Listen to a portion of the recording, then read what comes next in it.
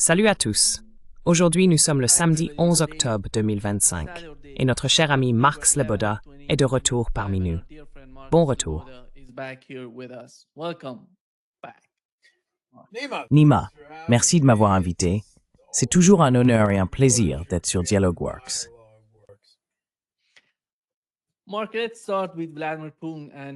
Mark, commençons par Vladimir Poutine et sa prestation, ou ses réactions, lors du forum de Valdai, qui ont été quelque peu critiquées.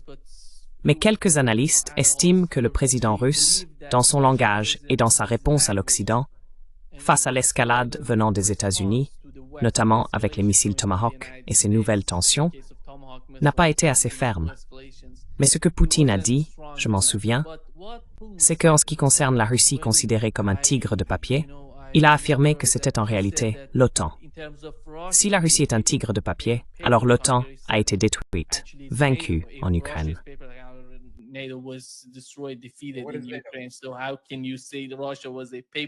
Alors, comment pouvez-vous dire que la Russie était un tigre de papier?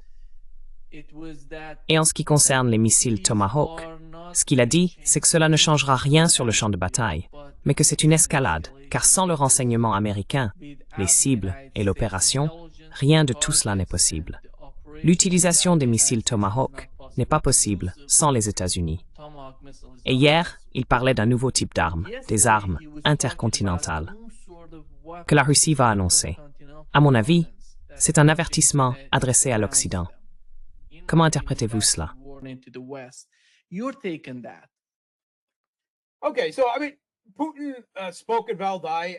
D'accord, donc je veux dire, Poutine a pris la parole à Valdai, comme il le fait toujours une fois par an. Il a parlé pendant des heures, de manière érudite, éloquente, et avec un très haut degré de confiance, me semble-t-il. Il paraissait très sûr de lui, très à l'aise, avec un peu d'humour, un peu de cynisme, comme à son habitude. Donc, vous savez, je n'ai rien entendu de vraiment révolutionnaire, n'est-ce pas? Mais il a très bien réaffirmé des positions qu'il avait déjà défendues auparavant. Je veux dire, il a longuement cité de la poésie de Pouchkine, la bataille de Borodino, en référence à des remarques où il se montrait très poli, mais subtilement moqueur envers Macron. C'était assez clair.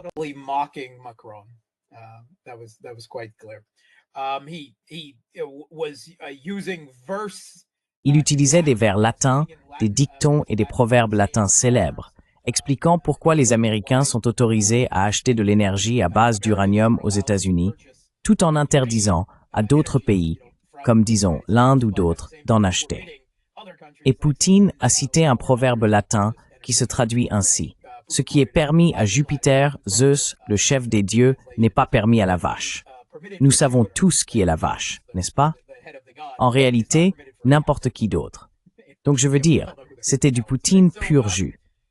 Il n'existe pas un autre homme d'État, pas un autre dirigeant au monde aujourd'hui, capable de parler intelligemment de politique étrangère, économique et de sécurité, avec une telle richesse de faits et de discours.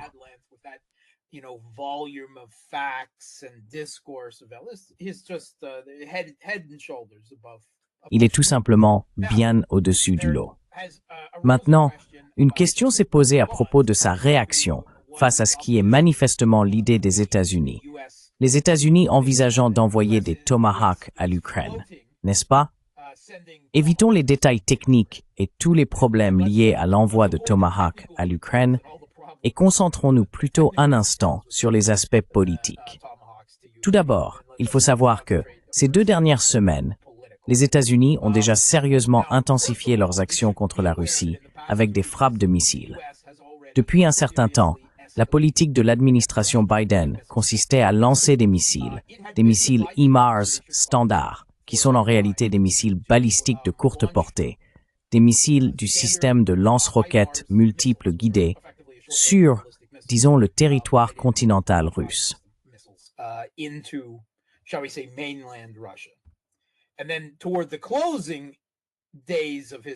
Et puis, vers les derniers jours de sa présidence, il a élargi cela pour les attaquer également, avec des missiles balistiques à courte portée plus longs. Cela a été considéré par la Russie comme une escalade majeure. À l'époque, C'était après l'élection de Trump, mais alors que Biden était encore en fonction, à la fin de 2024, la Russie avait été très claire. C'était une ligne rouge. Et elle se réservait le droit de riposter directement contre les États-Unis ou, plus probablement, contre des bases militaires américaines à l'étranger, en Allemagne ou quelque part au Moyen-Orient. Elle avait également évoqué la possibilité de se réserver le droit de transférer des armes avancées aux adversaires des États-Unis.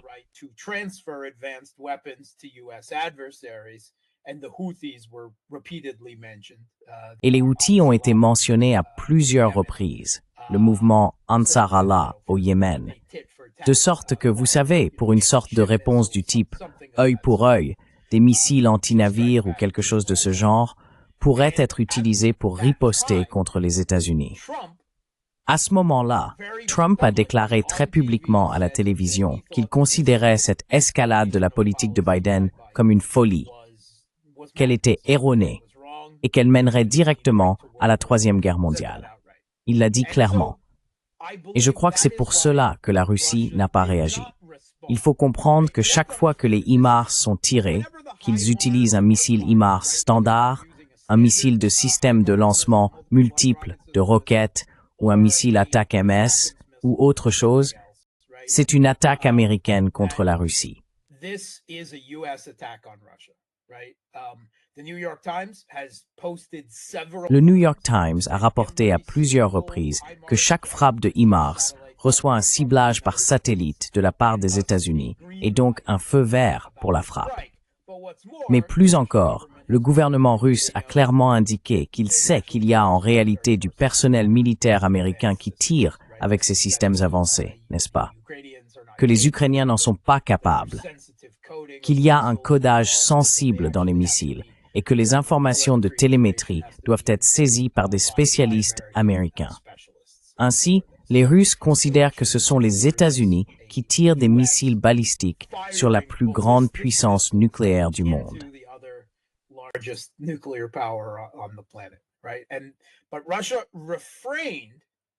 Exactement. Mais la Russie s'est abstenue d'agir directement contre cela, malgré le fait que cela violait ouvertement une ligne rouge, tout en déclarant qu'elle se réservait le droit de répondre, parce qu'elle comprenait qu'il s'agissait d'une provocation d'un président Biden en fin de mandat, sur le départ, alors que le nouveau président entrant affirmait que c'était une erreur, qu'il ne ferait pas cela. Et aussi, vous savez, il laissait entendre à l'époque la possibilité d'une certaine amélioration des relations diplomatiques et se montrait ouvert à discuter d'une éventuelle solution politique en Ukraine. Et cela, bien sûr, n'a pas abouti, n'est-ce pas? Mais lorsque Trump est arrivé au pouvoir, la pratique consistant à tirer des HIMARS, qu'il s'agisse de roquettes standards ou de missiles ATACMS sur le territoire russe, a cessé.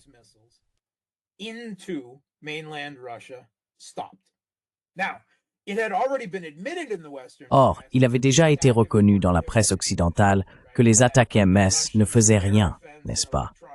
Que la défense aérienne et la guerre électronique russe, après quelques frappes, s'étaient rapidement adaptées, avaient établi un profil, et qu'ensuite, les attaques MS, ainsi que les roquettes HIMARS ordinaires, étaient abattues plus souvent qu'ils n'atteignaient leur cible. En raison du réseau russe de défense aérienne et de guerre électronique interconnectée et à plusieurs niveaux. Exactement. En particulier, lorsqu'il touchait une cible vulnérable, comme une raffinerie ou un site dépourvu de défense aérienne ou de guerre électronique complète, oui, il pouvait encore obtenir un certain succès. Mais dans l'ensemble, chaque fois qu'il tirait des attaques MS ou des roquettes HIMARS ordinaires, la Russie les abattait. Et cela avait été reconnu, n'est-ce pas?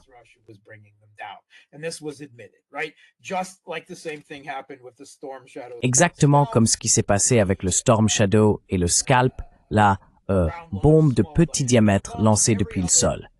Chacun de ces systèmes guidés par GPS, n'est-ce pas? La guerre électronique russe, combinée à leur défense aérienne, s'est révélée très efficace contre eux. Il y a même eu un titre dans la presse occidentale à la fin de 2024 parlant du fait que les armes avancées occidentales fonctionnent contre la Russie, jusqu'à ce qu'elles ne fonctionnent plus, c'est-à-dire après environ 3 tirs. Je veux dire, pour ceux d'entre vous qui sont des fans de science-fiction, des trekkers comme moi, vous connaissez bien la situation avec les Borg. La Fédération, chaque fois qu'elle les rencontre, a droit à 3 tirs de phaser. Et ensuite, les boucliers des Borg se sont adaptés. Et là, vous êtes fichus, n'est-ce pas? C'est exactement la même situation avec la Russie, sa défense aérienne et sa guerre électronique.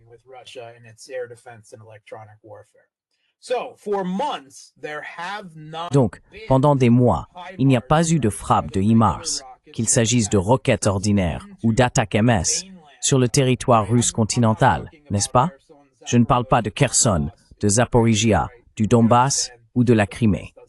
Nous comprenons que l'Occident ne reconnaît pas cela, et la Russie le comprend dans une certaine mesure, dans le contexte de ce qui constitue une ligne rouge ou non.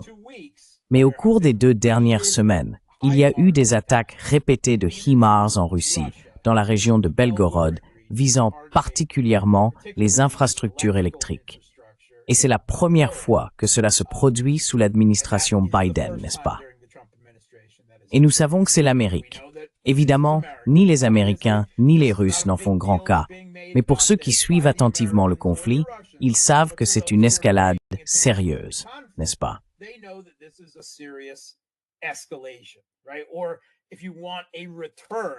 Ou si vous souhaitez un retour à une politique de l'administration Biden, une politique de l'administration Biden qui a échoué, que Trump lui-même avait autrefois dénoncé, mais qu'il a ensuite, vous savez, tenté d'imposer par la persuasion, le bluff, la fanfaronnade, la carotte et le bâton, afin d'amener la Russie à accepter un gel du conflit selon les conditions américaines, qui préserverait le régime de Kiev en Ukraine, le régime proxy des États-Unis là-bas. L'administration Trump, tout ce processus diplomatique, a, comme l'a souligné cette semaine le vice-ministre russe des Affaires étrangères Sergei Ryabkov, été épuisé, n'est-ce pas? Rien n'est entrepris sur le plan diplomatique. Les pourparlers diplomatiques entre la Russie et les États-Unis, et encore moins entre la Russie et le régime de Kiev, sont au point mort, n'est-ce pas? Aucun réel progrès n'a jamais été accompli.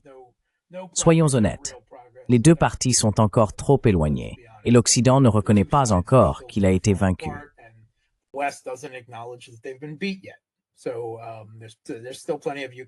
Il reste donc encore beaucoup d'Ukrainiens à sacrifier. Trump se retrouve donc face à ce que la Russie espère, qu'il se retire simplement. Mais j'ai toujours dit que cela ne serait jamais possible à cause de la pression institutionnelle. Quelles que soient les opinions de Trump ou ce qu'il pense de Zelensky ou des dirigeants européens, il ne se soucie peut-être pas vraiment de l'Ukraine. Il reste le président américain. Il demeure le chef de l'hégémonie mondiale occidentale dirigée par les États-Unis. Il existe une énorme légitimité, une pression institutionnelle venant de personnes au sein de sa propre administration, de la part des médias, des Européens. Il ne peut tout simplement pas le faire. Alors, il ne lui reste que ce dont je parle dans votre émission et dans bien d'autres depuis au moins septembre. L'escalade pour désamorcer. C'est tout ce qu'il leur reste. Et si cela signifie un retour à des politiques qui ont échoué, n'est-ce pas?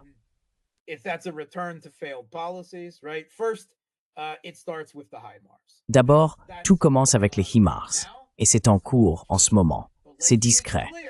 Mais soyons clairs, Kiev est autorisé à utiliser les HIMARS pour frapper, et il tire en réalité depuis les limites de la ville de Kharkov, n'est-ce pas? Parce que les HIMARS sont le seul système dont il dispose, avec la portée nécessaire pour atteindre la ville de Belgorod, de l'autre côté de la frontière, en territoire russe. Et soit dit en passant, c'est un crime de guerre.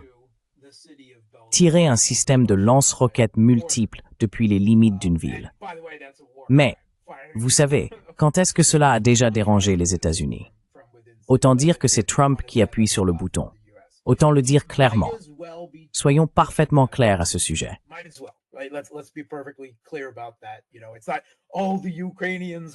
Vous savez, ce n'est pas comme si tous les Ukrainiens étaient autorisés à savoir. C'est Trump qui tire des systèmes de roquettes multiples, des missiles balistiques à courte portée sur la Russie, une politique que l'administration Biden avait adoptée. Maintenant, les attaques MS sont déjà un sujet clos, car les États-Unis n'en ont pas assez, et ils ne se sont pas révélés efficaces. Alors ils essaient de se débrouiller et de chercher un autre système de missiles, un autre système de frappe à longue portée qu'ils pourraient fournir au régime de Kiev pour tenter de forcer les Russes à revenir à la table des négociations et à accepter un gel du conflit selon les conditions américaines. Le problème, c'est qu'ils n'ont rien qui corresponde à ces critères.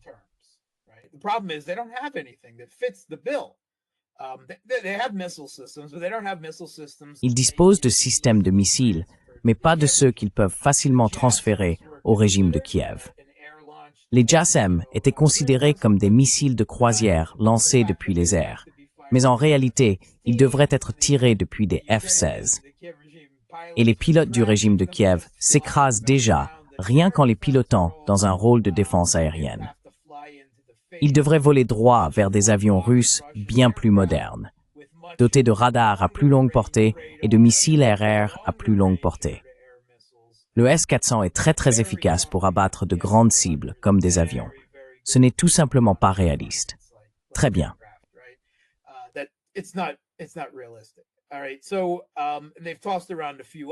Ils ont donc évoqué plusieurs autres idées qui n'ont mené nulle part, ou se sont révélées irréelles. Et maintenant, ils reparlent des Tomahawks. Ils en avaient brièvement parlé. La question avait été soulevée à un moment donné sous l'administration Biden, puis ils l'avaient abandonnée. En la remettant sur la table aujourd'hui, le problème avec les Tomahawks, c'est que les États-Unis en ont plus attiré que beaucoup d'autres systèmes. Mais ils en ont tout de même utilisé un grand nombre ces dernières années. Leur rythme de production n'est pas élevé, et ils les réservent surtout pour une éventuelle guerre avec la Chine. Donc, encore une fois, seul un certain nombre d'entre eux pourraient, vous savez, être transférés au régime de Kiev, un peu comme les attaques MS. Maintenant, il y a plusieurs problèmes avec les Tomahawks.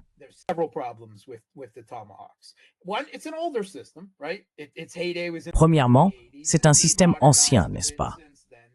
Son âge d'or remonte au début des années 1980. Il a été un peu modernisé depuis, mais cela reste un système hérité. C'était un bon système pour son époque, et ce n'est toujours pas un mauvais système, n'est-ce pas? Mais il est en réalité assez en retard par rapport au système russe moderne, vous savez, comme les armes hypersoniques, le Kinzhal ou quelque chose de ce genre. Cela dit, il pourrait encore causer des dégâts. Il a une portée considérable, n'est-ce pas? Le Tomahawk, s'il était tiré, disons, depuis une zone proche de la ligne de contact, pourrait atteindre l'ensemble de la Russie européenne, jusqu'aux monts Oural. Donc de nombreuses cibles militaires, industrielles et politiques, car bien sûr, on pourrait faire ce que Zelensky a menacé de faire et frapper Moscou. Voilà.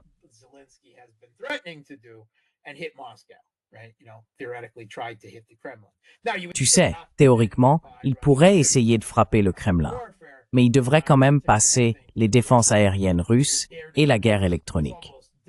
Et je pense en fait que la défense aérienne russe a presque été conçue pour abattre le Tomahawk.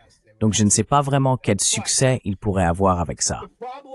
Mais le premier problème, ce sont les lanceurs. Le Tomahawk a atteint sa maturité à l'époque du contrôle des armements entre la Russie et les États-Unis, lorsque le traité sur les forces nucléaires à portée intermédiaire et à courte portée était en vigueur. Ce traité interdisait l'utilisation de lanceurs terrestres pour les missiles à courte et moyenne portée, catégorie à laquelle le Tomahawk appartiendrait. Il existait une sorte de faille, intentionnelle ou non, qui disait en gros que les missiles de croisière pouvaient être tirés depuis, je ne sais pas, des bombardiers stratégiques.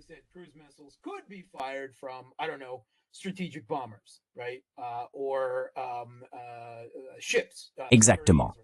Ou des navires, des sous-marins ou des bâtiments de surface, et ainsi de suite. C'est ainsi que le Tomahawk a été développé. Il a été conçu pour être tiré depuis des bombardiers stratégiques, des destroyers Aegis ou des sous-marins. Depuis que les États-Unis, sous la première administration Trump, se sont unilatéralement retirés du traité sur les forces nucléaires à portée intermédiaire et à courte portée, en grande partie à cause de la Chine et d'un écart perçu en matière de missiles dans une future guerre avec la Chine dans le Pacifique. Ils ont pu travailler sur la mise au point de lanceurs terrestres pour le Tomahawk. Ils ont développé un système appelé Typhon. Le problème du Typhon, c'est qu'il est très grand, énorme, à peine mobile et très complexe. Il ne pouvait circuler que sur des routes de très bonne qualité.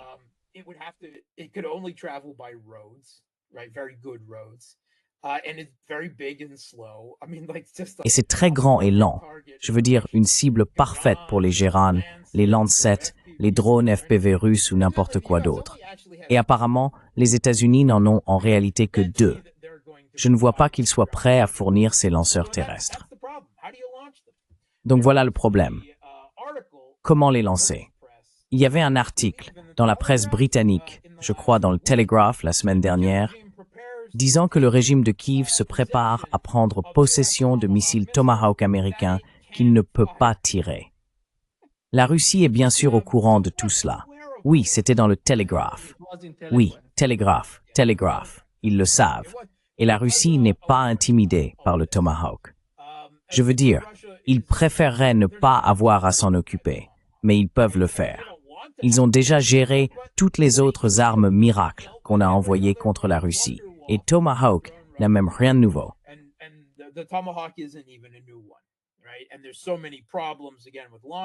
Et il y a encore tellement de problèmes liés à son lancement. L'autre problème, c'est qu'il s'agit d'un système stratégique. En effet, le Tomahawk a été conçu à l'origine, imaginé à l'origine, comme un vecteur nucléaire, destiné à transporter des ogives nucléaires. Et il peut toujours le faire aujourd'hui, bien sûr. Ce qui signifie que la Russie devrait considérer que tout Tomahawk fonçant vers son territoire, en direction de Moscou ou d'ailleurs, constitue une première frappe nucléaire. Ils n'ont aucun moyen immédiat de savoir quelle ogive se trouve sur ce missile de croisière. Ils doivent donc prendre une décision. Devons-nous lancer nos propres armes nucléaires en réponse? Je veux dire, c'est ce niveau de tension qui existerait dans chaque situation.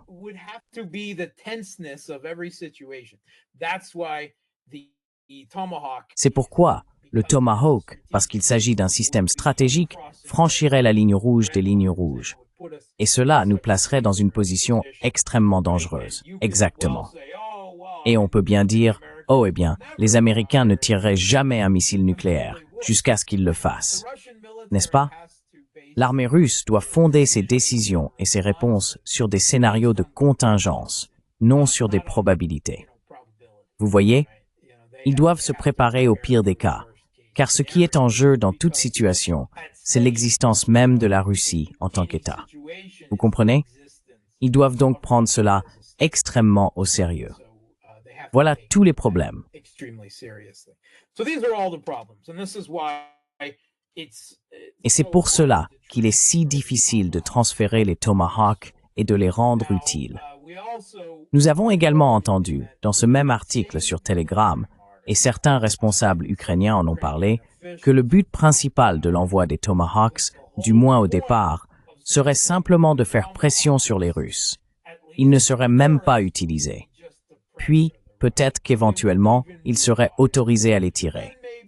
Aucune précision sur la manière dont cela se ferait, mais seulement quelques-uns, et uniquement sur les zones frontalières, etc.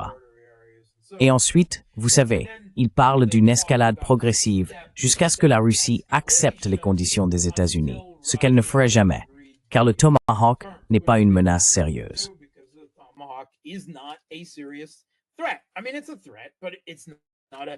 Je veux dire, c'est une menace, mais pas, tu sais, une menace qui change la donne. Il s'y adapterait rapidement. Ce sont des tactiques de salami slicing, n'est-ce pas? L'idée, bien sûr, les tactiques de salami slicing fonctionnent un peu mieux quand on ne les appelle pas ouvertement ainsi, n'est-ce pas? Mais bon, voilà où nous en sommes.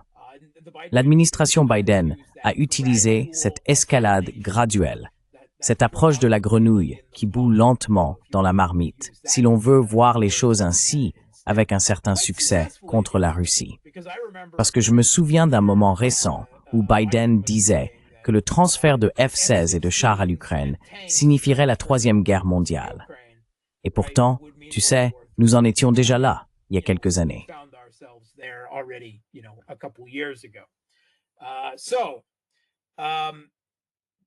Alors, on a demandé à Poutine ce qu'il pensait de tout ça, n'est-ce pas? De tout ce débat interne qui agite l'Occident à propos du transfert. Et Trump dit, « J'ai pris une décision, mais je ne vais pas dire laquelle. Je veux juste savoir comment il les utiliserait, comme si les Ukrainiens ne l'avaient pas déjà montré. » Il leur a dit ça. Tout ça, c'est du jeu, non? C'est juste une tentative d'agiter un bâton. Mais ce bâton n'est pas si grand, du moins pas du point de vue russe. Je veux dire, même les Yéménites les abattaient. Donc on a demandé à Poutine à ce sujet à Valdai, et il a répondu que si Trump suivait cette voie et transférait les Tomahawks, ce serait la fin de toute amélioration, s'il y en a eu une réelle, dans les relations entre les États-Unis et la Russie au cours des derniers mois.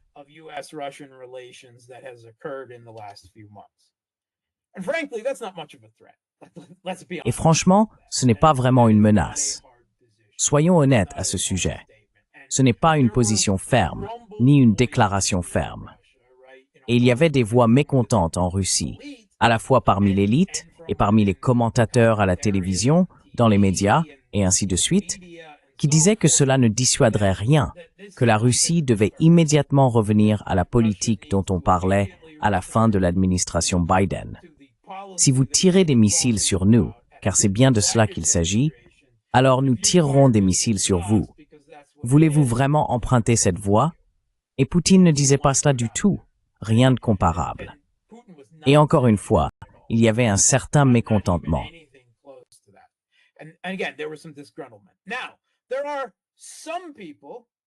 Il y a, dans les médias alternatifs, certaines personnes qui ont manifestement pris les discussions politiques dans les émissions politiques beaucoup trop au sérieux et qui pensent, d'une manière ou d'une autre, qu'il y a un coup d'État contre Poutine, qu'il ne tient qu'à un fil et pourrait être renversé. Franchement, c'est absurde, non? Cela n'a aucun rapport avec la réalité. Ce n'est même pas envisageable. Bien sûr, il y a des désaccords en Russie. Les gens ne sont pas toujours d'accord politiquement. Il arrive même que certaines personnes au sein de l'administration expriment discrètement quelque chose en public. Mais une fois la décision finale prise et la politique définie, tout le monde se range derrière, car c'est ainsi que fonctionne le gouvernement russe, surtout sous Poutine, bien entendu.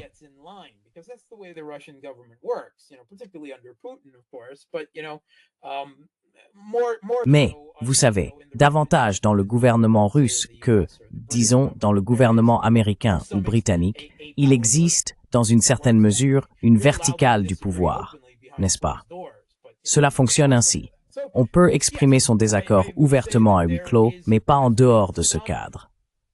Donc, oui, je dirais qu'il y a eu quelques critiques publiques affirmant que cette déclaration de Poutine n'était pas assez ferme. Sir Harry Port si Edmund Putin.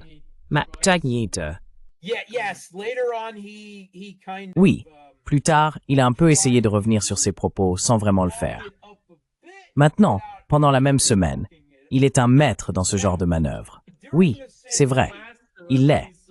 Je veux dire, Enfin non, en réalité, ce sont les Chinois qui sont les maîtres pour dire beaucoup tout en ne disant rien du tout. N'est-ce pas? Je veux dire, ils sont très doués pour ça, n'est-ce pas? Mais vous savez, Poutine est lui aussi très habile, disons, dans une certaine forme de subtilité politique. Ainsi, au début de la semaine dernière, nous avons vu le vice-ministre des Affaires étrangères, Sergei Ryabkov. Et c'est un acteur très sérieux, n'est-ce pas? Beaucoup supposent qu'il succédera à Lavrov au ministère russe des Affaires étrangères. On le présente souvent comme le mauvais flic. Chaque fois que le gouvernement russe veut faire passer un message fort à l'Occident, c'est généralement Ryabkov qui s'en charge. Et il a déclaré que tout le processus diplomatique avec les États-Unis était épuisé et n'allait nulle part. Ensuite, Peskov, le porte-parole de Poutine, est intervenu pour dire que les relations entre les États-Unis et la Russie étaient en pause sérieuse et n'allaient nulle part.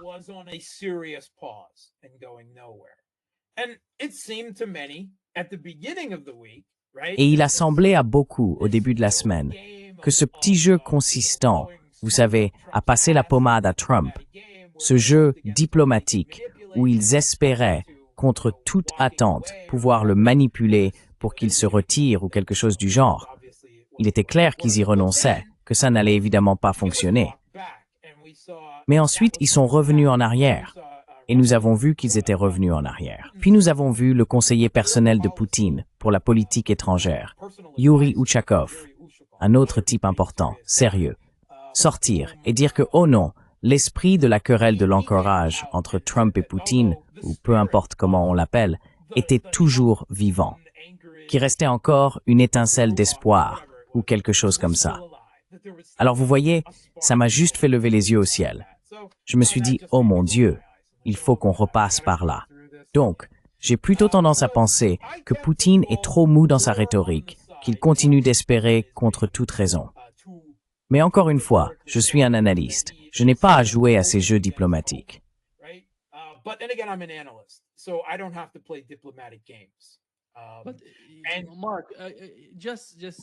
Marc, désolé de t'interrompre. Je pense que Poutine essaie de faire quelque chose avec Donald Trump qui n'affecte pas la position de Trump aux États-Unis. Il ne veut pas l'affaiblir, car il voit en Trump une voix différente de l'establishment. Absolument. Je veux dire, c'est le cas.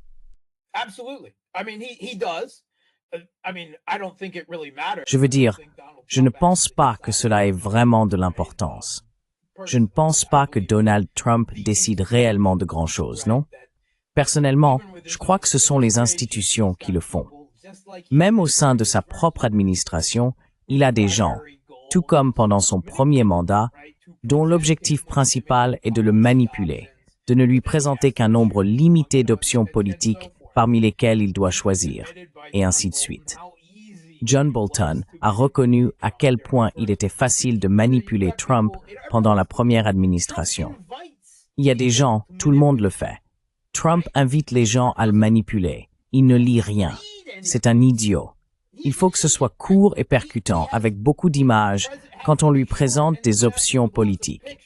C'est comme ça qu'il aime les choses.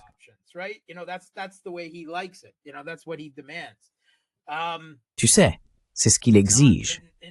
Oui, ce n'est pas un type instruit, du genre à s'intéresser au contexte, tu vois?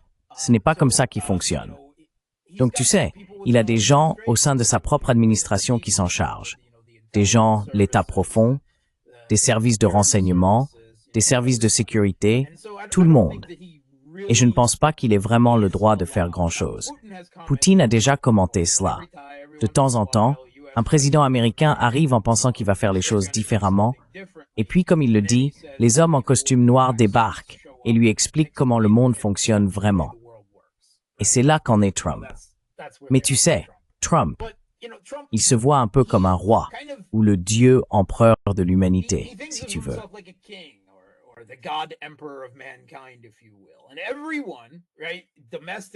Et tout le monde, sur le plan national, comme les autres dirigeants à travers le monde, est censé venir à sa cour et lui rendre hommage.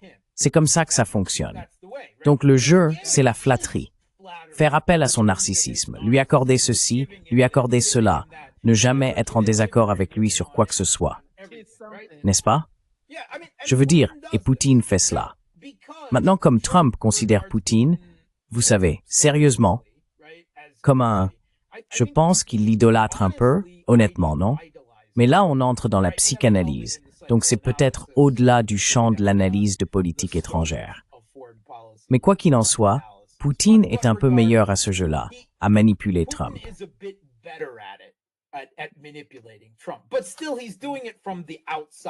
Mais malgré tout, il agit depuis l'extérieur, depuis l'adversaire, si l'on veut. Donc son influence reste très limitée. Et oui, évidemment, Poutine continue d'espérer contre toute attente qu'il pourra amener Trump à, vous savez, finalement se retirer. Ce serait la meilleure chose pour la Russie, qu'il se lave complètement les mains de toute cette affaire. Et, vous savez, il exploite les divisions. Poutine parle du fait que les élections américaines étaient truquées ou quelque chose dans ce genre. Il sait comment manipuler Trump, n'est-ce pas? C'est un ancien des services de renseignement. Il dispose d'un profil psychologique de Trump, que je suis sûr qu'il met constamment à jour. Oui, il sait, il est en quelque sorte l'anti-Trump à cet égard.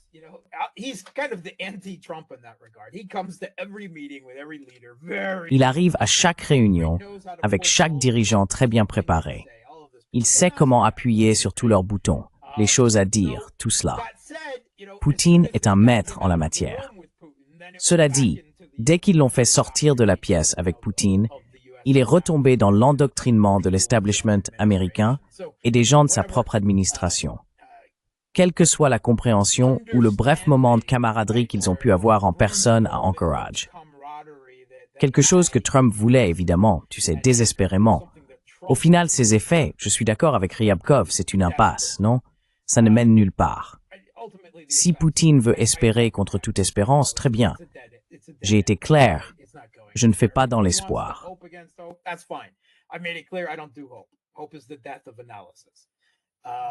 L'espoir est la mort de l'analyse. Donc je pense que c'est fini, et je ne crois pas que Trump ait, en fin de compte, le pouvoir d'inverser la trajectoire des États-Unis au point nécessaire pour que le pays se retire. Pour jouer à ce tour de passe-passe, où les armes américaines, dans la mesure où elles peuvent encore être fournies, iraient à l'Ukraine, mais payées par les Européens et transitant par eux. Au final, cela importe peu pour les Russes, car peu leur importe d'où vient l'argent qui tue des Russes.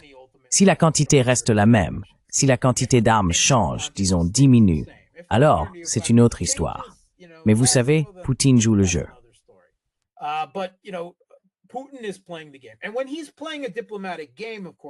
Et lorsqu'il joue un jeu diplomatique, bien sûr, il ne s'agit pas seulement des relations entre les États-Unis et la Russie, car Poutine doit gérer ses relations avec le reste du monde, en particulier avec les autres dirigeants des BRICS, n'est-ce pas?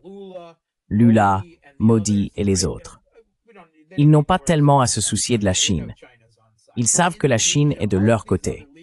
Mais l'Indonésie et tous ces autres dirigeants qui continuent de commercer avec la Russie, voire d'augmenter leurs échanges avec elle, le font en partie parce qu'ils estiment que la Russie se montre raisonnable, que la Russie joue le jeu depuis une position diplomatique et morale supérieure, n'est-ce pas, comparé bien sûr à l'administration Trump.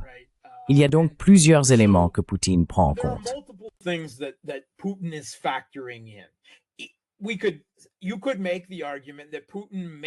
On pourrait soutenir que Poutine ne croit peut-être même pas que quoi que ce soit découlera de ce jeu, qu'il continue pourtant à mener avec les États-Unis, mais qu'il le fait peut-être pour d'autres raisons diplomatiques ayant peu à voir avec les relations directes entre les États-Unis et la Russie, n'est-ce pas?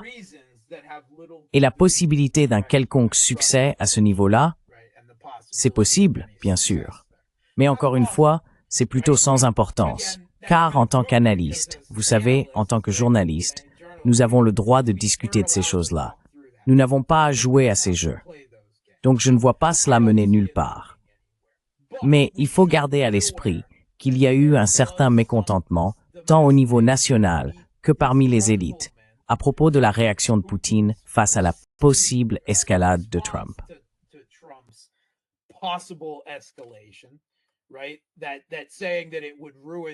Dire que cela ruinerait les relations entre les États-Unis et la Russie, alors qu'elles sont déjà au plus bas, n'était pas vraiment une dissuasion sérieuse, ni une déclaration de ligne rouge. Mais c'est pas cool, n'est-ce pas? On en est loin. C'est même pas possible. C'est du domaine du fantasme, de la projection personnelle, je suppose, ou quelque chose comme ça. Je ne sais même pas.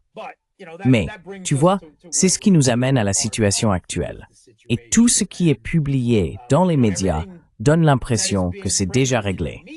Les Tomahawks vont être transférés, non? C'est ce dont on parle sur Telegram. Il y a de la pression, blablabla.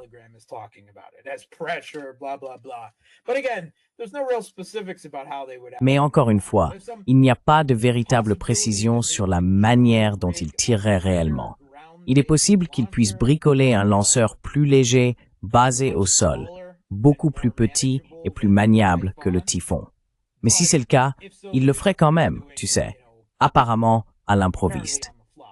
Et les États-Unis ne sont pas très doués pour ça. Le complexe militaro-industriel américain n'est pas très doué pour ça. Et s'il le faisait, il est probable que ce ne serait pas en quantité suffisante pour que la Russie, tu sais, dans le cadre de cette guerre d'usure titanesque, la Russie le remarquerait à peine, sauf sur le plan politique. C'est pourquoi c'est un grand enjeu, mais pas un grand enjeu en même temps.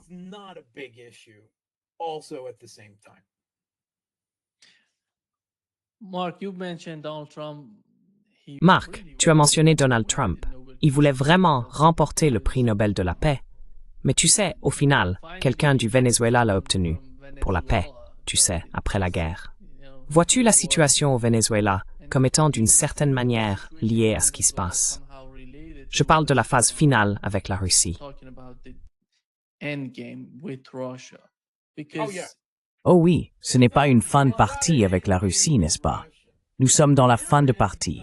Nous sommes en Troisième Guerre mondiale, n'est-ce pas? Exactement. Nous sommes engagés dans une série de conflits, un conflit pour l'ordre mondial qui s'étend sur plusieurs zones, plusieurs sphères, absolument. Il y a quelqu'un à un poste élevé dans l'état profond, dans ce qu'on appelle le blob, à l'anglais ou au Pentagone, ou les deux. Il y a quelqu'un qui regarde une carte du monde, n'est-ce pas? Comme s'il regardait une carte de Civ 6 ou un échiquier, et qui dit « Ah, vous essayez de nous prendre notre cavalier, notre Ukraine, notre proxy du régime de Kiev. Eh bien, boum, nous allons vous prendre la Syrie. Et maintenant, nous allons aussi vous prendre le Venezuela. » C'est ce qui se passe, à un certain niveau. C'est ce genre de décision qui est prise. Maintenant, il y a beaucoup d'autres éléments à prendre en compte, comme le fait que le Venezuela possède les plus grandes réserves prouvées de pétrole au monde et qu'il se trouve dans l'hémisphère occidental.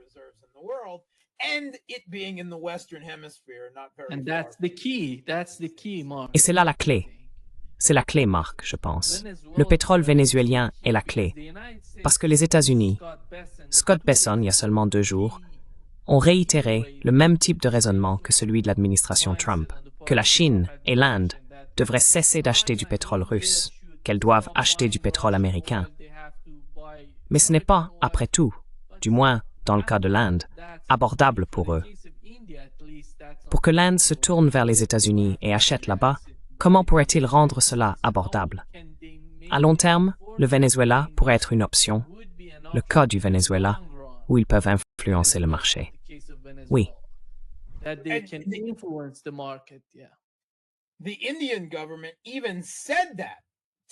Le gouvernement indien a même déclaré il y a quelques semaines aux États-Unis, « Écoutez, si vous voulez que nous achetions moins de pétrole russe, alors il faut nous laisser acheter du pétrole iranien ou vénézuélien. » Je veux dire, ils l'ont dit clairement.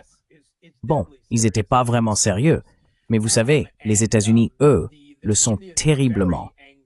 Et les Indiens sont très en colère contre les États-Unis pour avoir supprimé la dérogation aux sanctions concernant le port de Chabahar en Iran, où l'Inde a investi énormément d'argent. L'Inde s'est déjà largement approvisionnée en énergie auprès de l'Iran et y a beaucoup investi. Cela est perçu comme une nouvelle attaque américaine contre leur souveraineté, contre leur politique étrangère. Donc vous voyez, il y a plusieurs leviers qui entrent en jeu. Et puis, il y a aussi l'Europe.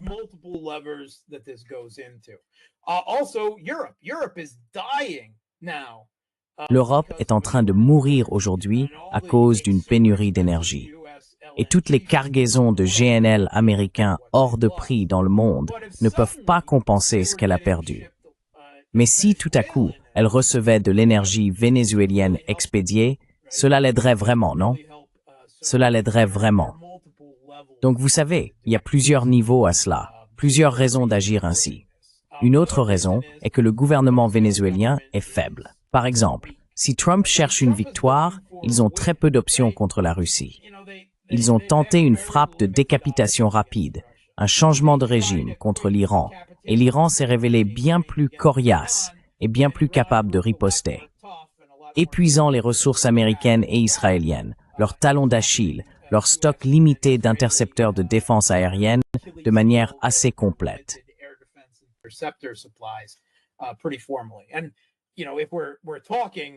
Et si l'on parle de la possibilité d'une nouvelle frappe américano-israélienne contre l'Iran, ce que certains indices laissent penser, avec même un renforcement des forces en préparation, le même problème demeure.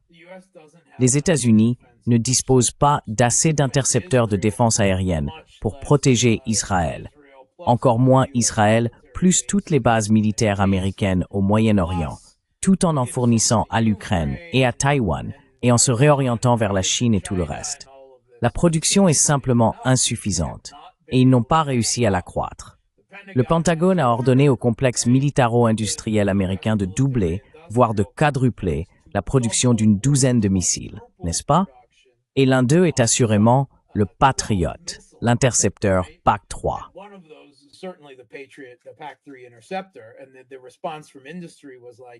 Et la réponse de l'industrie a été du genre « Oui, c'est pas vraiment possible, à moins de vouloir investir des dizaines de milliards de dollars. » Vous savez, ça nous permettrait d'acheter les installations, de former la main-d'œuvre et d'acquérir les approvisionnements en matériaux en aval et tout ce qui est nécessaire pour le faire. C'est donc une option très limitée pour les États-Unis. Mais au Venezuela, le Venezuela dispose d'une défense aérienne très limitée. Ils ont bien quelques anciens S-300 russes, si je ne me trompe pas, mais pas beaucoup. Ils n'ont pas une force aérienne importante, n'est-ce pas? Et ils ont une opposition intérieure significative, dont vous savez, les médias occidentaux parlent ouvertement, les États-Unis préparant l'opposition pour le moment où ils lanceront leur frappe de décapitation et le changement de régime afin de prendre le contrôle sur le terrain, n'est-ce pas?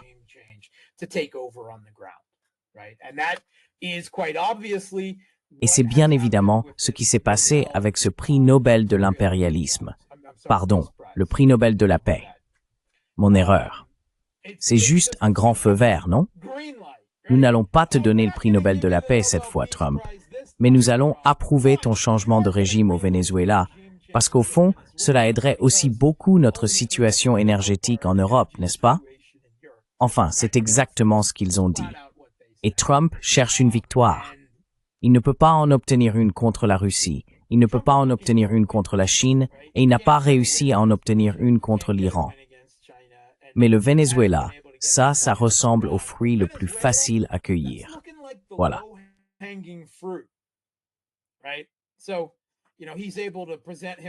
Donc, vous savez, il parvient à se présenter comme une sorte d'artisan de la paix en Israël, dictant ses conditions à une population palestinienne littéralement affamée, à mort. Et en même temps, il prépare évidemment une flottille pour des opérations de changement de régime, presque certainement une frappe de décapitation. La position des États-Unis est claire, et ils ont déjà poursuivi cette stratégie contre d'autres dirigeants d'Amérique centrale qui n'étaient pas alignés géopolitiquement avec eux auparavant. Il suffit de les déclarer barons de la drogue, et ainsi on contourne, du moins en Amérique, la manière perverse qu'ont les États-Unis d'aborder les choses sur le plan juridique, n'est-ce pas? Cela ne tient absolument pas compte du droit international.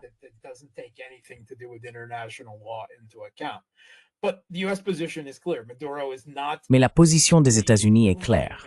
Maduro n'est pas le dirigeant légitime, vous savez, élu du Venezuela. C'est un narco-terroriste, n'est-ce pas? Donc, c'est une cible. Ils ont mis une prime sur sa tête. Maintenant, il faut dire qu'il y a déjà eu une prime sur la tête d'Al-Julani auparavant et qu'il est aujourd'hui devenu le dirigeant syrien soutenu par les États-Unis. Oui, le terroriste. Mais c'est bien sûr une situation différente. Donc, ils ont commencé avec cette idée. Oh, nous allons frapper les navires qui sortent du Venezuela. Et il se peut même que ce soit des navires de trafiquants de drogue, n'est-ce pas? Nous ne le savons pas. Nous savons qui s'y trouvait. Nous savons qu'ils étaient dans les eaux internationales. Et c'est une violation flagrante du droit international. En fait, l'un d'eux était colombien. C'était la Colombie? Je ne le savais même pas. Je veux dire, ils n'aiment pas non plus le gouvernement en Colombie, parce qu'il est désormais de gauche, ce qui, soit dit en passant, limite leurs options au Venezuela. S'il n'y avait pas eu ce changement de situation politique entre la première et la deuxième administration Trump, avec l'arrivée d'un dirigeant de gauche au pouvoir en Colombie, le gouvernement vénézuélien serait déjà tombé. Soyons clairs, c'est une grande limitation, non? Parce que il pourrait traverser directement la frontière. Je veux dire, je sais que ce n'est pas une zone frontalière idéale, mais vous savez, ce serait possible. Mais évidemment, ces frappes constituent une violation claire du droit international. Il y a des décennies, quand j'étais dans la marine américaine et que nous faisions une mission anti-drogue dans les Caraïbes, nous devions avoir un membre des gardes-côtes à bord de notre navire.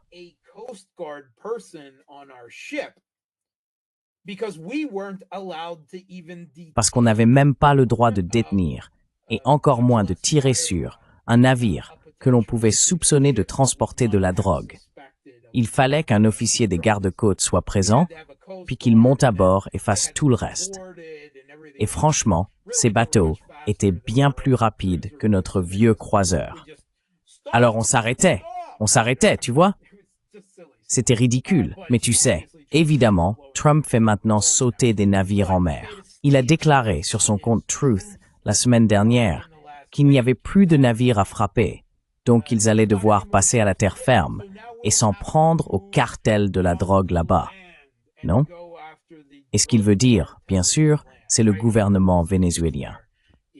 Et pour être clair, le Venezuela n'est pas une source sérieuse de stupéfiants pour les États-Unis.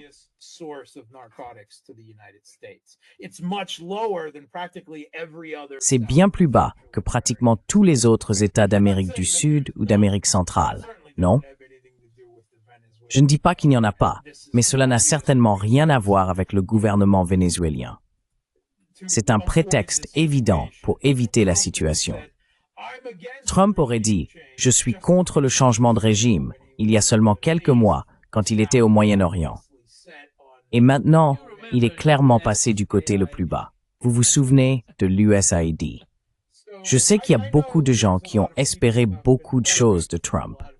Certaines personnes espèrent encore, contre toute évidence, des choses de Trump. Je ne sais pas pourquoi. Mais vous savez, j'imagine qu'ils aiment croire qu'il est d'une certaine manière possible qu'une élection puisse réellement changer la nature des États-Unis.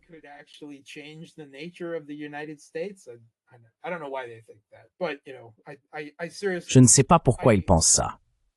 Mais, vous savez, j'espère sincèrement que leurs illusions se dissipent peu à peu, aussi douloureux que cela puisse être pour eux. Mais oui, enfin, le Venezuela, c'est quelque chose, soyons honnêtes, avec une opposition interne soutenue par les oligarques, non? Je veux dire, ils ont pratiquement mené des guerres civiles contre l'opposition dans les rues ces dernières années, n'est-ce pas? Maintenant, ils sont presque certainement armés. Des choses se préparent. Ce que nous ne savons pas, c'est quelle part de la population vénézuélienne qui soutient Maduro, qui soutient la révolution bolivarienne, se battra dans ce qui deviendra finalement une guerre de contre-insurrection au Venezuela. Le feront-ils? Ne le feront-ils pas? Je n'en sais rien. La CIA s'est montrée très douée pour acheter ses adversaires.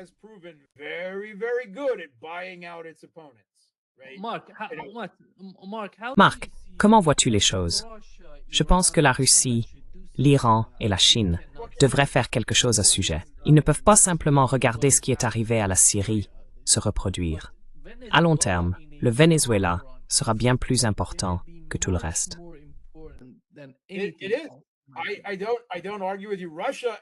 C'est vrai, je ne te contredis pas.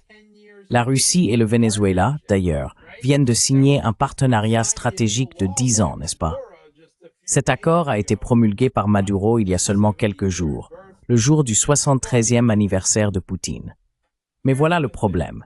Si la Russie et la Chine se mettaient soudainement à expédier, pas que les armes que la Russie et la Chine pourraient précipitamment envoyer au Venezuela changeraient l'équilibre militaire face aux États-Unis dans leur propre arrière-cour. Et si elles le faisaient, ce ne serait qu'un prétexte supplémentaire pour que les États-Unis interviennent de manière encore plus massive, n'est-ce pas? Ce serait toute l'excuse nécessaire. La Russie et la Chine essaient d'armer le Venezuela contre nous dans notre propre arrière-cour. N'est-ce pas? ils sauteraient sur l'occasion immédiatement. La Russie n'a aucun levier économique sur les États-Unis. Et les États-Unis, de leur côté, n'ont aucun levier économique sur la Russie non plus.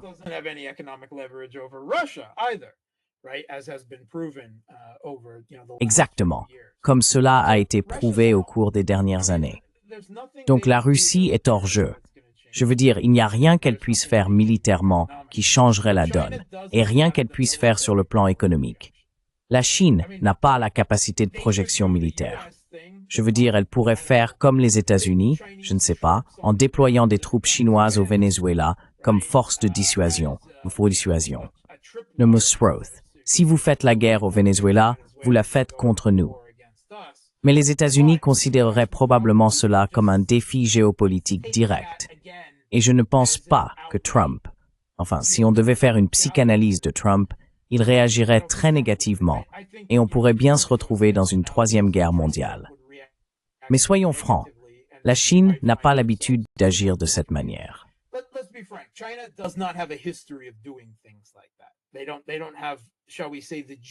Ils n'ont pas, disons, la volonté géopolitique d'affronter les États-Unis de cette manière.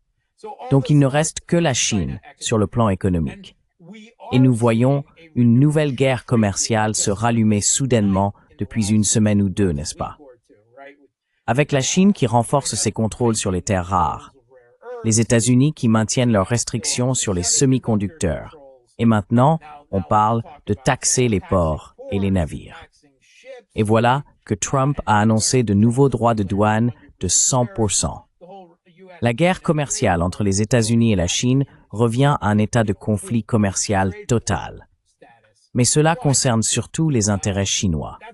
Je ne pense pas que la Chine ait le levier économique nécessaire.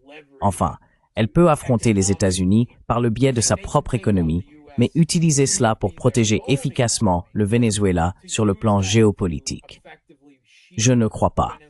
Et l'Iran a des préoccupations bien plus importantes. Ne penses-tu pas que cela montre l'incompétence totale de la Russie, de l'Iran et de la Chine? C'est simplement réaliste.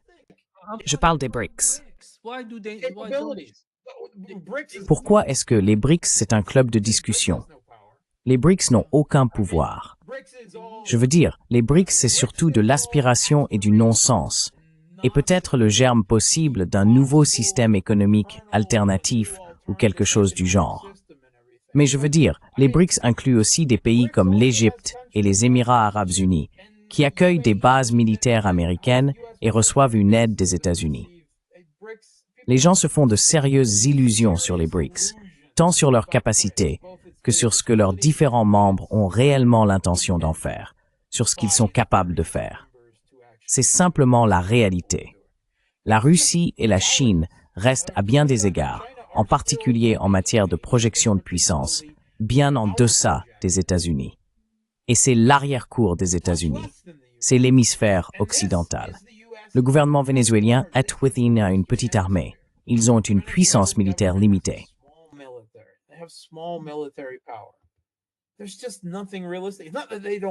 Il n'y a tout simplement rien de réaliste.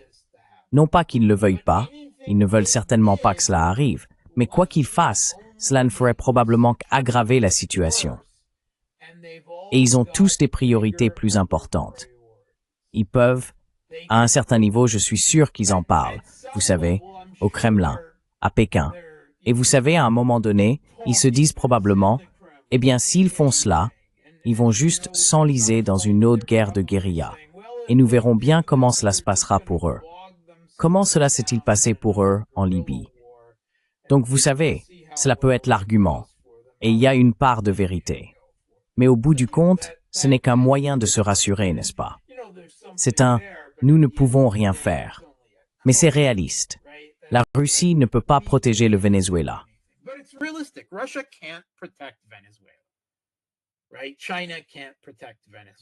La Chine ne peut pas protéger le Venezuela.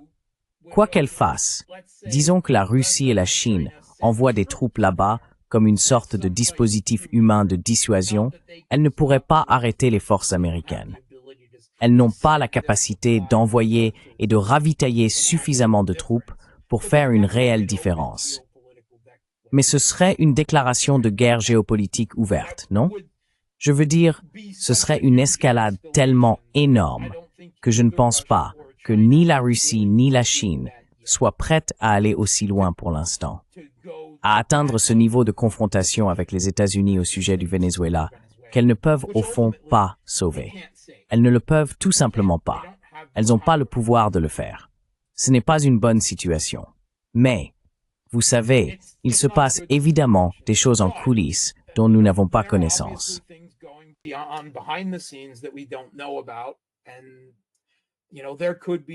Et vous savez, il pourrait y avoir un atout caché que je ne vois pas encore. Je ne sais pas. C'est simplement ainsi que je perçois les choses avec les informations dont je dispose actuellement. Et ce n'est pas un tableau très réjouissant pour le Venezuela. Mais c'est comme ça. Et comme je l'ai dit, l'administration Trump semble désormais s'être focalisée sur le Venezuela comme sur le fruit le plus facile à cueillir. Les Européens, vous savez, les Norvégiens viennent de donner le feu vert. Youpi. Vous savez, nous sommes tous d'accord avec ça. Nous reconsidérerons votre candidature pour un prix de la paix. Il vous reste 3 ans. N'est-ce pas? Pour l'instant, nous vous donnons le feu vert parce que le Venezuela, cet approvisionnement énergétique nous serait vraiment utile aussi. Je veux dire, c'est aussi flagrant, aussi évident que ça. Je veux dire, cette femme, Maria Corina Machado, a déjà été ouvertement impliquée dans les efforts de changement de régime menés par les États-Unis au Venezuela.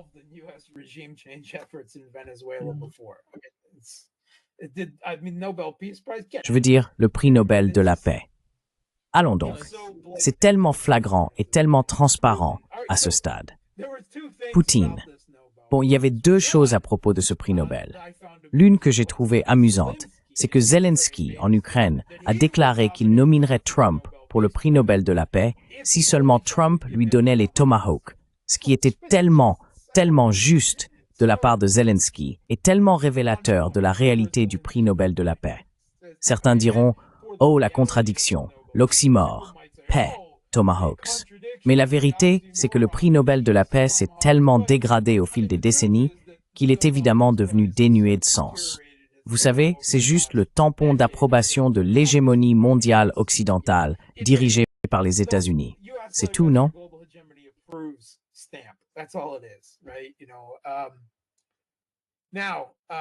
Tu sais, maintenant, Poutine a encore fait des commentaires vagues, en gros, pour soutenir Trump pour le prix Nobel de la paix. Ce que j'ai trouvé un peu écœurant, pour être tout à fait honnête. J'ai trouvé ça un peu dégoûtant. Je comprends que Poutine n'est pas sérieux, qu'il joue un jeu diplomatique, qu'il essaye de manipuler Trump.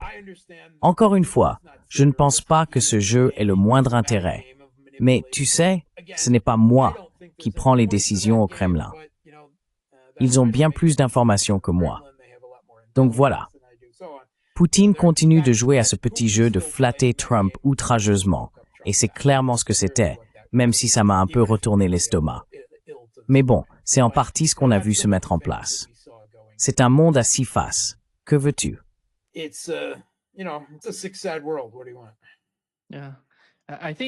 Oui, je pense que si tu regardes la liste des personnes qui ont remporté le prix Nobel de la paix au cours des, 5 dernières années, en 2021, c'était l'opposition russe. Et oui, l'autre personne qui était en tête.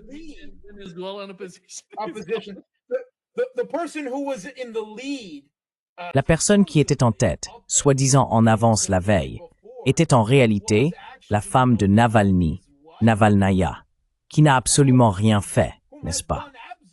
Ce n'est pas la dirigeante de l'opposition libérale russe. D'ailleurs, il n'y a pas vraiment d'opposition libérale en Russie.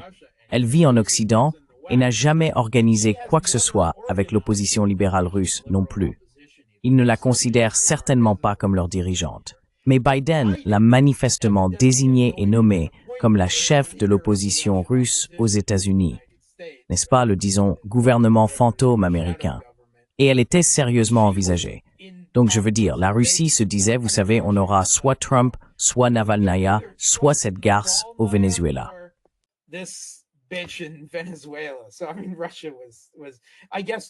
Donc, je veux dire, la Russie était, je suppose que Trump pouvait sembler le meilleur choix parmi ces 3 possibilités.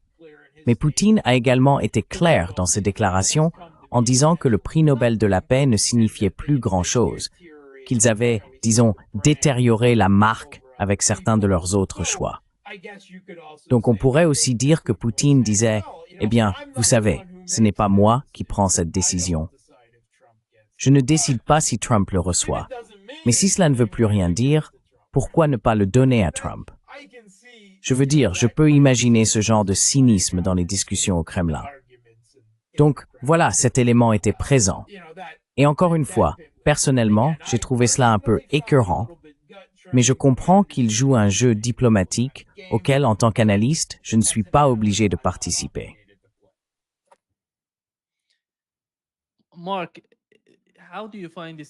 Marc, comment vois-tu la situation au Moyen-Orient? Netanyahou a appelé Vladimir Poutine.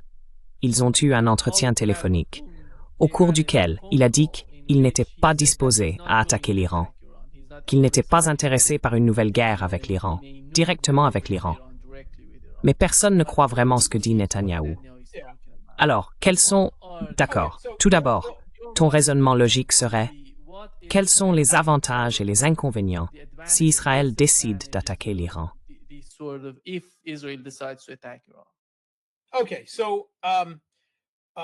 D'accord. Donc, premièrement, même s'ils bénéficient encore du soutien de Trump, enfin, tu sais, dans la mesure où ils en bénéficient réellement, la prochaine administration américaine pourrait ne pas leur accorder le même niveau d'appui que Trump serait prêt à offrir. Deuxièmement, il me semble évident, d'après les déclarations de responsables iraniens, que la Russie commence désormais à renforcer les défenses de l'Iran. Des responsables iraniens ont affirmé que les MiG-29 étaient déjà arrivés et que les S-400 étaient en route. À prendre pour ce que c'est, mais cela semble sérieux. Et nous avons vu des rapports indiquant que des avions militaires russes ont atterri à plusieurs reprises à Téhéran au cours de la semaine dernière.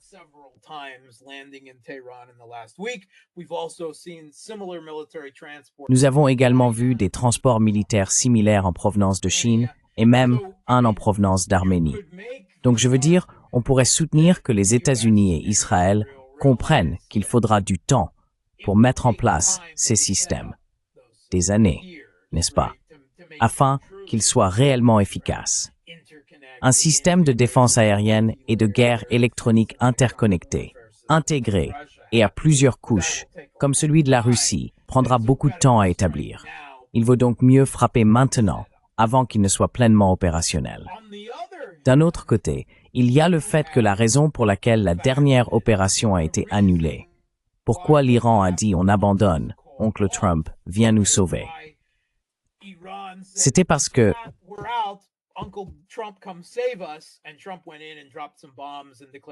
et Trump est intervenu, a largué quelques bombes et a déclaré la victoire, ainsi qu'un cessez-le-feu, parce qu'Israël et les États-Unis n'avaient plus de missiles intercepteurs de défense aérienne, n'est-ce pas? Et les frappes iraniennes à longue portée commençaient à pénétrer plus profondément et à causer davantage de dégâts en Israël. Apparemment, ils disposaient d'un stock de missiles plus important, au minimum, que celui des intercepteurs de défense aérienne des États-Unis et d'Israël. Maintenant, nous connaissons le rythme de production américain des intercepteurs de défense aérienne, n'est-ce pas? En ce moment, Raytheon en fabrique environ 600 par an. S'ils ont réussi à augmenter la production autant qu'ils le souhaitaient, et ils veulent effectivement en produire davantage, mais, vous savez, c'est un peu utopique.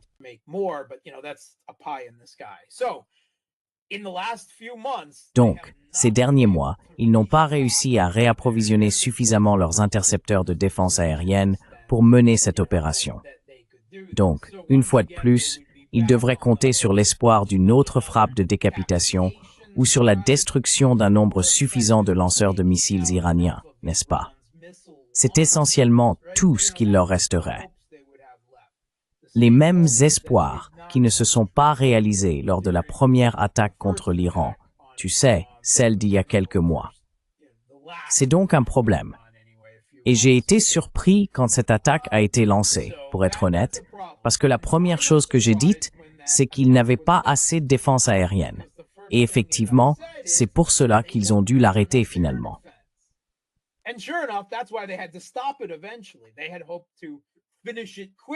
Ils espéraient le terminer rapidement, non?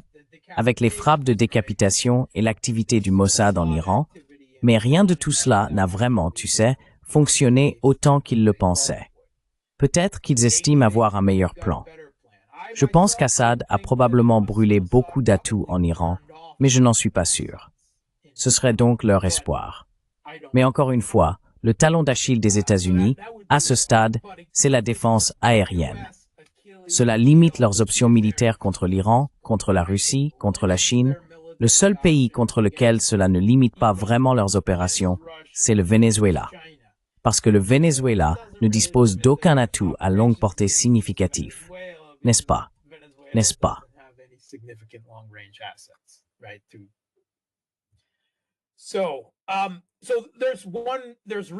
Il existe donc des raisons d'affirmer que les États-Unis et Israël pourraient vouloir attaquer l'Iran en premier, et d'autres raisons pour lesquelles cela serait très difficile, voire suicidaire pour eux de le faire. Sur ce point, vous ne devriez absolument rien croire de ce que Netanyahou dit à Poutine ou à quiconque. Et souvenez-vous, Israël vient de bombarder des diplomates du Hamas au Qatar, n'est-ce pas? Attirés là-bas par les États-Unis. Et que Trump a tué Qassem Soleimani, encore une fois attiré en Irak sous un prétexte.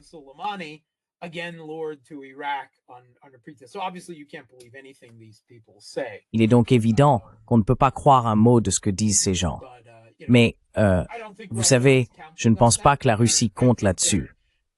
Je pense qu'ils renforcent les défenses de l'Iran aussi vite qu'ils le peuvent, en leur apportant toute l'aide possible aussi rapidement que l'Iran l'accepte. C'est parce qu'il n'est pas dans l'intérêt de la Russie ni de la Chine de voir l'Iran tomber. Comme vous l'avez souligné, il n'est évidemment pas non plus dans leur intérêt de laisser tomber le Venezuela. Mais la géographie compte. L'Iran est un pays bien plus fort, avec une armée bien plus puissante, beaucoup plus proche de la Russie et de la Chine, et bien plus éloigné des États-Unis, et même à une distance considérable d'Israël. Le Venezuela, lui, se trouve de l'autre côté de la planète par rapport à la Russie et à la Chine. Je veux dire encore une fois, il y a des limites, des horizons géopolitiques pratiques, tout cela.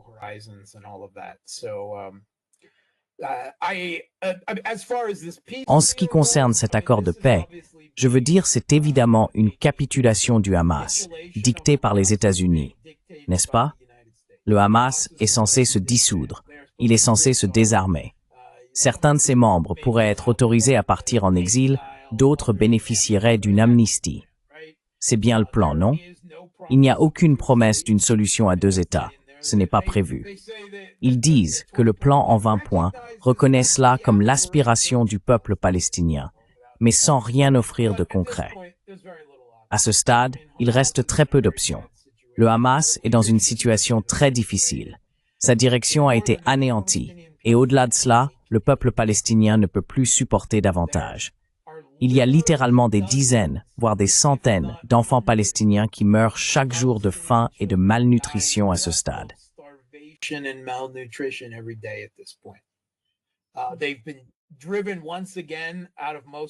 Ils ont de nouveau été chassés de la majeure partie de la ville de Gaza vers des camps de concentration de fortune, où ils se font tirer dessus alors qu'ils font la queue pour une infime fraction de l'aide alimentaire dont ils ont besoin pour survivre. Le peu qu'Israël laisse passer. On pourrait très bien dire, on pourrait avancer l'argument que le Hamas gagne parce qu'il n'a pas été complètement anéanti, n'est-ce pas? Parce que c'était l'objectif des Israéliens. Et on pourrait dire qu'Israël n'est pas plus près d'éliminer le Hamas, ce qui, en matière de contre-insurrection, n'est pas vraiment possible, à moins d'éliminer tout le peuple palestinien. Mais le peuple palestinien est dans une situation vraiment terrible en ce moment. Essayez de trouver un bâtiment encore debout à Gaza. J'ai vu les photos, les vidéos du peuple palestinien. Il n'y a tout simplement pas beaucoup d'options.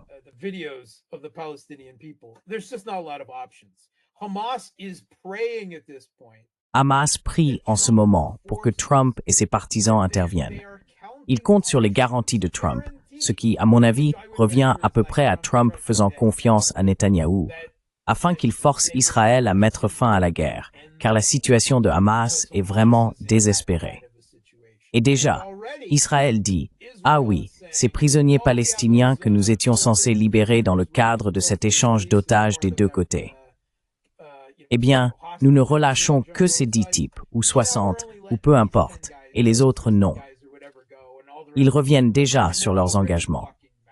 Je pense qu'Israël jouera le jeu jusqu'à ce qu'il récupère les otages et les corps des otages déjà tués lors des frappes aériennes ou autres. Mais nous avons déjà vu un de ces cessez-le-feu auparavant.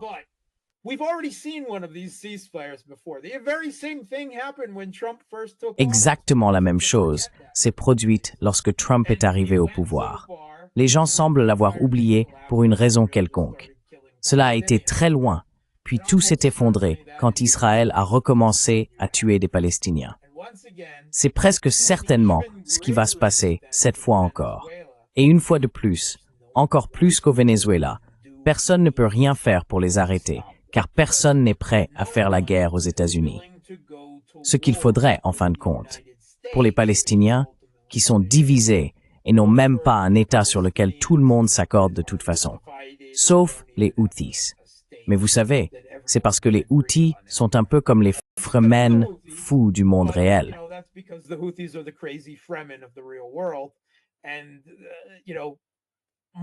Et vous savez, il faut leur reconnaître un certain mérite moral.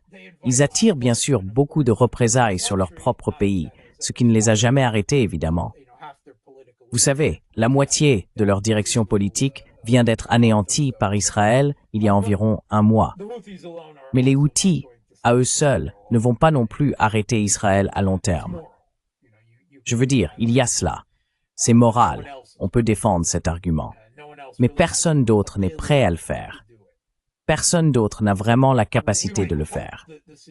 Nous pouvons espérer que la situation, nous pouvons souhaiter que la situation soit différente, mais nous devons rester réalistes, en tant qu'analystes, sur les capacités militaires et géopolitiques réelles de pays comme la Russie, la Chine et l'Iran.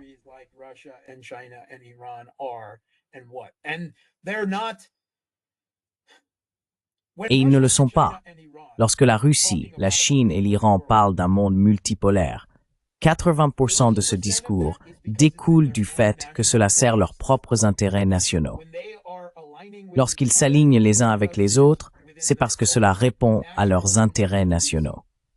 Ce n'est pas parce qu'ils sont des saints multipolaires idéologiques. C'est un autre point à garder à l'esprit. Nous, dans la sphère des médias alternatifs, pouvons élever le discours sur le monde multipolaire au rang d'idéologie géopolitique, mais dans les cercles décisionnels de Pékin, du Kremlin et de Téhéran, ils n'agissent pas selon ce cadre idéologique. Maintenant, il se peut que ce soit dans leur intérêt national de le faire et d'en tirer parti.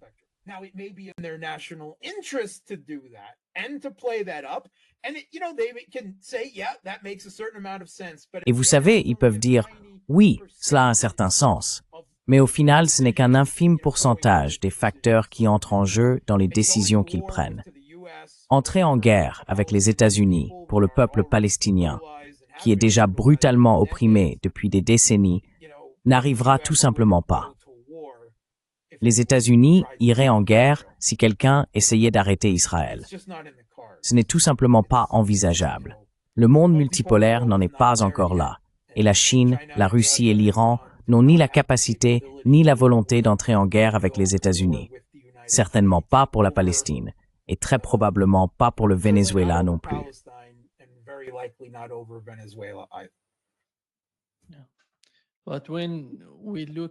Mais lorsque nous examinons l'opinion publique aux États-Unis et en Occident, et ce qui s'y passe, parce qu'après tout, vous avez mentionné le cas du Hamas, je ne pense pas qu'ils puissent dissoudre le Hamas. Ils pourraient changer le nom, l'appeler la Garde nationale de sécurité ou quelque chose de genre, mais ils seront toujours là.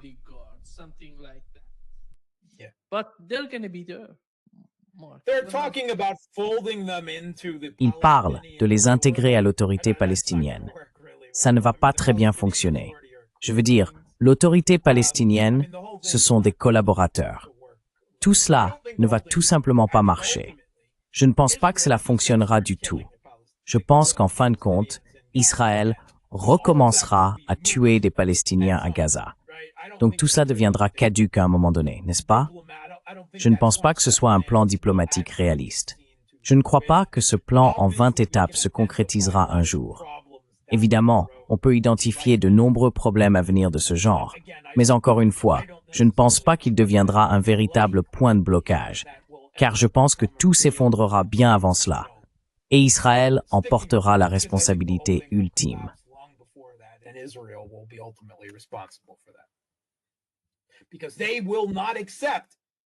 Parce qu'ils n'accepteront pas de force de maintien de la paix arabe ou islamique à Gaza. Exactement.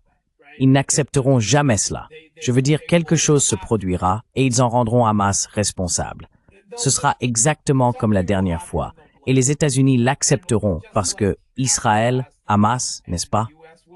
C'est ainsi que la situation sera présentée. Hamas ne peut rien faire de bien et Israël ne peut rien faire de mal.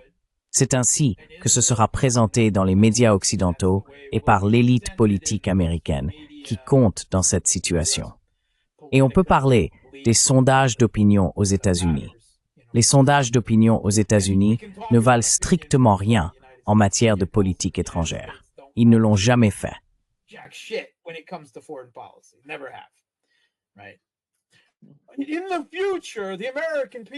À l'avenir, le peuple américain n'aura pas le soutien de... Malheureusement, le public américain n'a jamais pris de décision en matière de politique étrangère. Les personnes qui passent par le processus de sélection des élites sont écartées en cours de route ou cooptées dans des postes par les pouvoirs de l'AIPAC, les campagnes de lobbying et tout ce qui s'y rattache. Il existe un mécanisme de contrôle politique qui réduit les possibilités de changement en politique étrangère à un champ très limité. Les gens citent des sondages disant, vous savez, oh, la majorité des jeunes Américains croient au socialisme. Cela ne veut pas dire que les États-Unis deviendront un pays socialiste dans 20 ans. Soyons honnêtes à ce sujet. Je veux dire, regardez ce que disaient les sondages sur ce que pensait le public américain pendant, vous savez, Woodstock, pendant les années 1960 et tout ça. Et qu'est-ce qui s'est passé dans les années 1980? Nous avons eu Reagan. Allons donc. C'est une vision plutôt cynique du monde. C'est cynique, mais de beau signe. C'est la réalité. Malheureusement, c'est le monde malade et triste dans lequel nous vivons. Merci beaucoup, Marc, d'être avec nous aujourd'hui. Un grand plaisir, comme toujours. Je suis content de déprimer tout le monde à l'approche du week-end. À bientôt, Marc. Au revoir. Merci à m'avoir invité. Merci.